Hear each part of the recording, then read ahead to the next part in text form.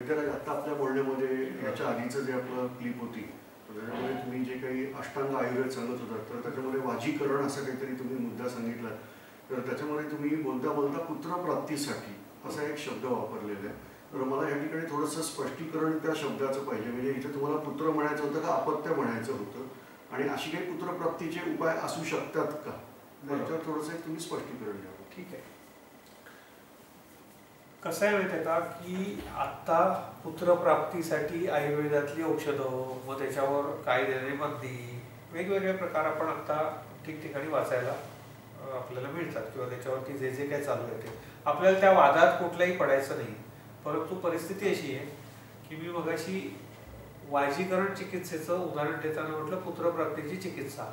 तर कृपया समजून घ्या, पुत्रप्राप्तीची म्हणजे फक्त मुलगा होण्याची चिकित्सा नव्हे. आत्ताचा काळ असा आहे की बरीचशी लोक नवीन पिढी आहे. कुठल्याही पिढीतल्या मुलांना आता विचारा की बुवा काय बुवा लग्न झालं आता पुढे काय काय नाही, आम्ही 5 वर्ष तरी प्लॅनिंग करणार आहोत. म्हणजे काय म्हणजे असं की 4-5 वर्ष मला काय मूल नको आहे. अरे का बाबा, आता पैसे बिसे साठवायचे आहेत त्याच्यानंतर बरं ठीक आहे. पण मग त्या 5 वर्षानंतर ज्या वेळेला ते त्याला अपत्य प्राप्तीसाठी प्रयत्न करतात तेव्हा त्यांना मुलंच होत नाहीत.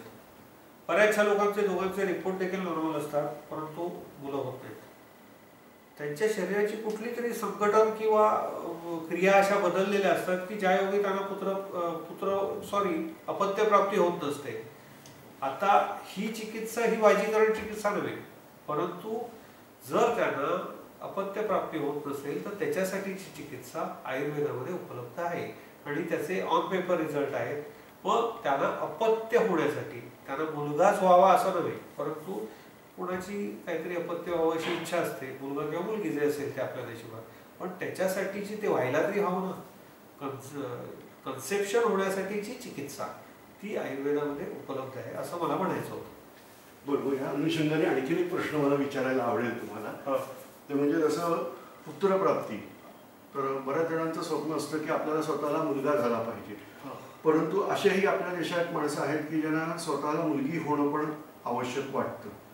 तर आयुर्वेदाने असाही काही विचार केलेला आहे का की जर एखाद्या दाम्पत्याला मुलगीच हवी असेल तर असं काही आहे का? म्हणजे औषधं आहेत का? मी द्या असं म्हणत नाही, पण अशी काही असतात का आयुर्वेदामध्ये?